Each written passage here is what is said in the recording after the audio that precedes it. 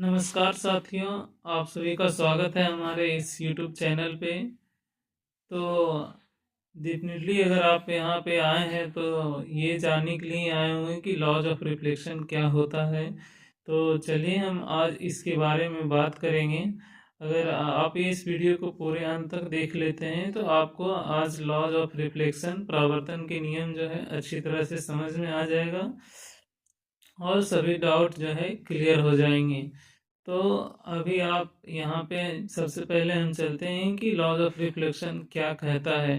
तो हम यहाँ पे जैसे कि आपके लिए पहले से ही लिख रखे हैं कि इसमें की जो पहला नियम कहता है कि आपतित किरण, परावर्तित किरण और आपतन बिंदु पर अभिलंब सभी एक ही समतल में होते हैं।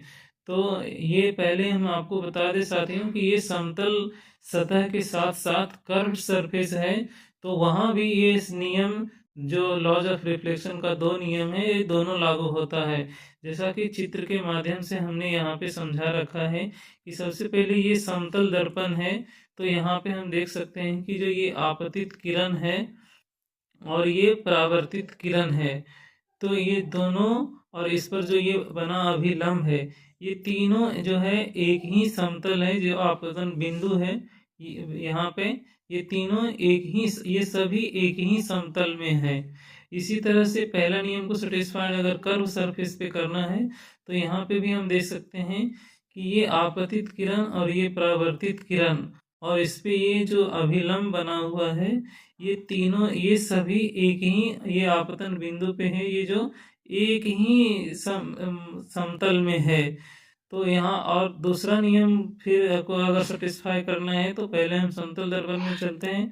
तो जो यहाँ हमारा आपतन कोण है जिसको हम लोग आई से डिनोट किए हैं, आई का मतलब एंगल ऑफ इंसिडेंस।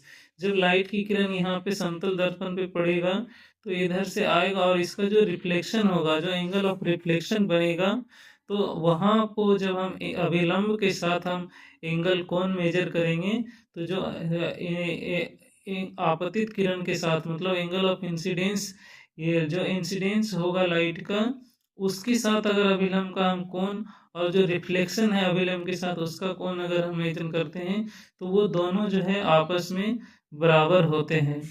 तो ये समतल दर्पण के साथ है और ये सेम, ये वक्र सतह पे है तो उसके ऊपर भी यही लागू होता है।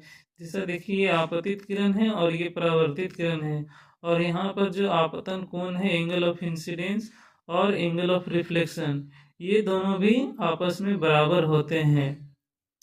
तो आई होप दोस्त कि आप ये सब वीडियो ये angle of laws of reflection, परावर्तन के नियम आप समझ गए होंगे। फिर भी अगर इसमें कोई प्रश्न आपके मन में उठता है तो आप हमें ज़रूर बताएं, फिर हम आपको दूसरे वीडियो में या हो सके तो कमेंट में हम आपका जवाब रिप्लाई करेंगे।